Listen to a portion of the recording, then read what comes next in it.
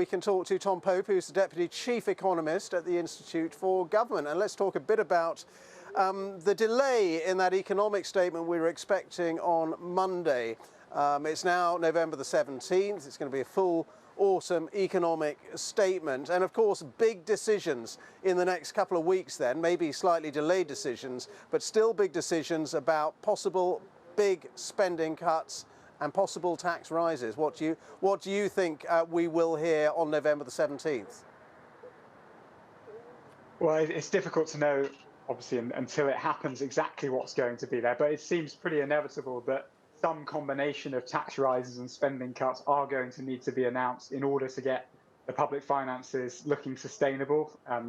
The Chancellor's indicated he wants to see debt falling as a share of national income, and various press reports put the gap at somewhere between 20 and 40 billion pounds needing to be found in the medium term. That could come from tax rises, but certainly lots of the rumours, that the talk seems to be that the focus is more on the spending side of the ledger. What about things like the pension triple lock, benefits rises? What do you expect the government to do on some of those key issues as well? It seems at the moment that everything is on the table. Increasing pensions by a smaller amount than inflation, increasing benefits by less, would also save some money. I think what's really important here is that none of these are easy decisions. Therefore, it is right that the statement has been delayed by, albeit only a couple of weeks, to allow for those decisions to be considered a bit more carefully. But also 2 weeks isn't that long. And I don't think we should be expecting the government to set out exactly where all of the cuts are going to come, if indeed it is spending cuts, and particularly on departmental spending, which has already been cut substantially in the last 12 years. There's then been the impact of the pandemic on public services. That means that most public services are really struggling. Inflation is already running higher than previously expected, which means that the budgets that were announced at the spending review last year are now less generous than they were before. So I think we should be a bit cautious, and indeed the government would be right not to lay out exactly how it plans to fill that fiscal hole on the 17th of November, even if it does need to lay out a broad plan of where those cuts are coming.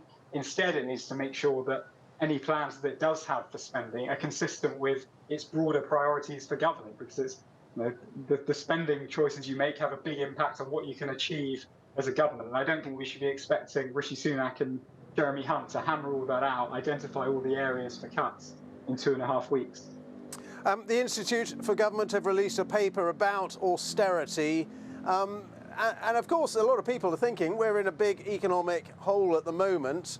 No doubt about that. Are we returning to the austerity years of George Osborne?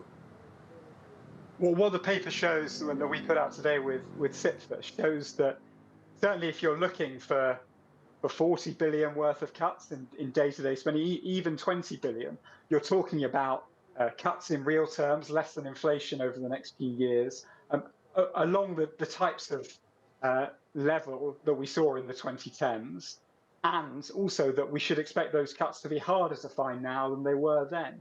In the 2010s, that was after a period of relatively generous budget increases. So any efficiencies that could be found were found pretty early on. And also, if you look at the ways that those cuts were achieved in the 2010s, lots of that came from either holding down public sector pay or reducing the number of public sector workers. But it's very unlikely that in the current environment you're going to be able to repeat that trick again. Public services are already struggling with recruitment and retention problems. We're struggling to recruit enough nurses, enough doctors, for example. So holding down pay is unlikely to be an answer to that.